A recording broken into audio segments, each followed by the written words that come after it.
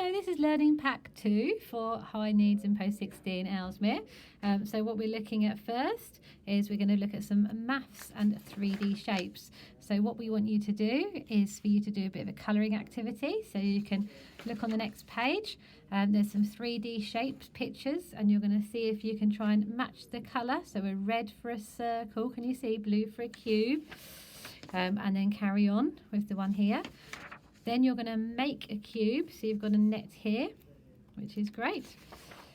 And you can fold it up with some support and glue it together. And then there's some more shapes that you can make on the next couple of pages. And then we're going to move on, and we're looking at some more shapes here. See if you can match the shape to the picture. So for example, draw your own 3D shapes here. Then with this one, we're going to look at some different events in the day, and you're going to put them in order. So what's the first thing you do? Would you brush your teeth before you get out of bed? What do you think? Then we're going to look at some of the language. So you're going to fill in some missing words here. I brush my teeth and first I look at a book, or I brush my teeth next I look at a book. You fill in the gap on the bottom one here. Okay, then we're looking at some days of the week. I want you to see, do you know any songs for days of week? Have a think about and try and learn those words for you. Okay, the next thing we're going to do is I want you to cut these out, and then you're going to try and match the Monday to Monday, Tuesday to Tuesday, Thursday to Thursday, and so on. Now the colours will help if you need it. Next thing we're going to do is we're going to look at an activity here. So you need to think about how many days there are in a year. If Wednesday is today, then what was yesterday? Would it be Tuesday, wouldn't it? And the tomorrow would be Thursday. So see if you can fill in those sheets. Then we've got some time activities. So look around the house, look at some of the different clocks that you've got. So the big hand, can you see here? That's going to be 8 o'clock there. You can make your own little clock, which would be fantastic.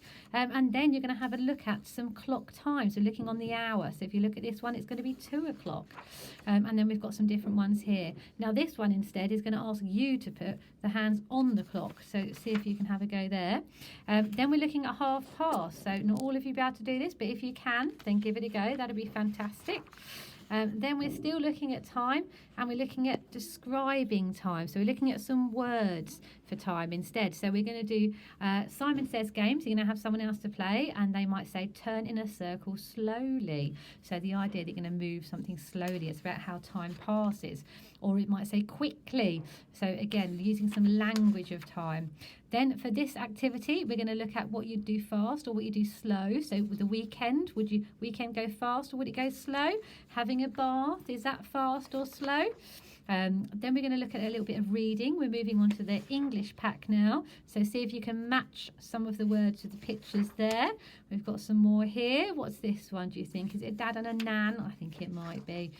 So match those ones. Then we're carrying on with the reading. We're going to be looking at some pictures, and you're going to draw the instructions. 6 frogs sit on a log, so draw your frogs, please. Then we're looking at a cat in the tree. That's unusual, isn't it? So see if you can draw a nice cat in the tree. Then I'm moving on to a tent with 6 spots. So see if you can complete that activity for me. The hat is green, so lots of reading there. Next, you're going to do some describing. So you'll need a different person, and I'd like you to describe some of the pictures. Write some sentences from the picture before. Then this again is working with someone else. You're going to point at the pictures and say what it is. You're going to read the words. So for example, we've got a dog here, haven't we? So you will need another person for that. Again, similar sort of thing. So we're looking at pictures, and we're going to name the words that are on those pictures. Then we're going to look at a little bit more functional literacy. So filling in some forms. My name is, my favourite colour is. So you're going to fill those pages in there. Favourite food, hair colour. So fill those in with some support. And then if possible, speak to another member of your household and write something about them. So here's an example about my mum named Sue, who's 45 years old. See what you can do. Right, we're still on English. We're moving on to some personal information. So this time we're going to cut the information out, and then we're going to try and match it up.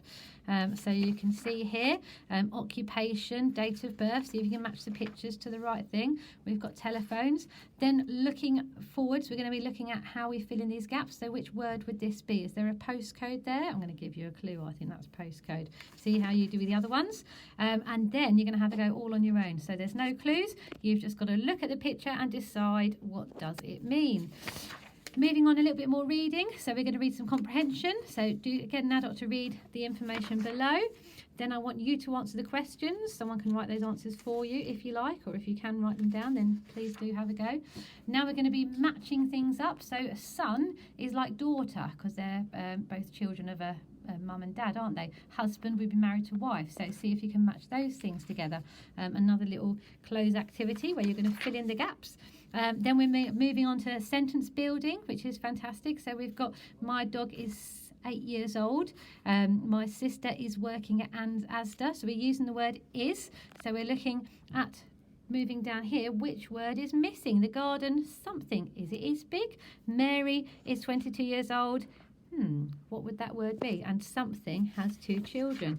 Again, a few more writing activities. Again, it's about picking the right word, filling in the box. And then we're moving on to independence. So it's about hot drinks. We've been doing lots of this at school, so it'd be good to practice this at home. Maybe practice more than once a week. We've got some pictures here to help you. So cut them out and put them in the right order, and then make the actual cup of tea. If you need some instructions, then we have the instructions in your book. Moving on then. We're going to have a little go at making some food. So we've got all the instructions again with pictures in here. You're going to choose what you want to make. So it looks like we've got some beans on toast using a microwave to warm things up. If you've got that at home, do that. This will need some support, obviously, from parents. There's Heinz, but you could use other beans. That would be fine. Next thing, we're looking at identifying different things around the house. So if you can recognise these things and then match them up. Does this look like a table to you? I think not. So see if you can match the right words. Lots of other words and pictures from around the home. Right, then we've got some nice pictures in the home, some actual pictures. So it says, can you circle the items and then give the name? Then we've got some actual utilities and things from around the home. So we've got window cleaner, antibacterial spray, washing up. You need to choose the right cleaning equipment to clean the items for down here. Again, a good practical task, but you could actually have a go at this as well as doing it on paper. Right, then we've got cleaning a bathroom. How would you do that? Then we're looking at independence, cleaning your own home. So we've got a little bit more thing here. It says, can you arrange these cleaning items in the right order? Moving on then, we've got some descriptions about, for example, Matthew here, he gets the hoover from the cupboard, then he plugs the hoover in and turns on the pocket. Turns on the socket. And what I want you to do is follow the instructions and then have a go at using a vacuum cleaner yourself in the house. If your people at home don't feel happy about that, you could just use a dustpan and brush, of course. Then we're going to look at some different jobs. So we're looking on to employability now. So you're going to sort different places of work and match them. So for example, where would a chef work? Would he work at the dentist or would he work at the bank? You decide, match up those words. Then we're moving on to, again, some more different types of descriptions. Prepares medicine, is that a gardener or is that maybe a pharmacist? Then we've got a bit of a story. So this is looking at AJ. What's the problem? AJ hates too much fussing. He just likes to get on with things. His wife notices he's put on a bit of weight. Then he starts to get dizzy spells and some double vision. She's decided to make an appointment with his GP at their local surgery. So here's some information about the surgery and what happens there. So again, lots of jobs within the surgery, and you'll read about those in the following pages.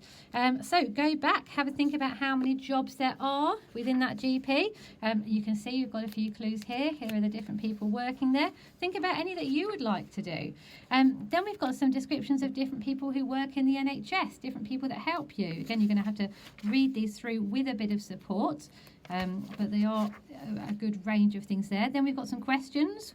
What sort of job would you do if you like cooking? What sort of job would you do if you like the telephone? Lots of questions there that you can answer with someone else. And then you've got to think about a job that you would like to do, and with some support, answer the questions about those. Right, we're moving on to PSHE, and it's about emotions. So I'd like you to have a look at the pictures. Think about what emotion they are showing. Happy, sad, or angry. So here we go. See if you can identify the various emotions. and then you can write down the things that make you happy or sad or angry. Then what we're going to do is ask you to have someone read an emotion, and then you're going to repeat it, and then you're going to match the emotion to the correct sentence. So you're going to need some help with this one again, and lots of listening. Falling over in the playground, for example. How are you going to feel? Then we're looking at PSHE and friendship. So what we're looking at is what makes a good friend. So we've got some other activities here. So drawing a circle around the words that you think makes a good friend. And then you can write down on this page what you think would make a good friend. And finally, draw the things that make a good friend. And you can draw them on this picture here. Right, now we're going to look at some PE sessions. So we're actually going to look at some dancing, because that's going to help get you energised. So we've got the agadoo dance here, and we've got some descriptions here to help you. So lots and lots of descriptions for agadoo, push pineapple.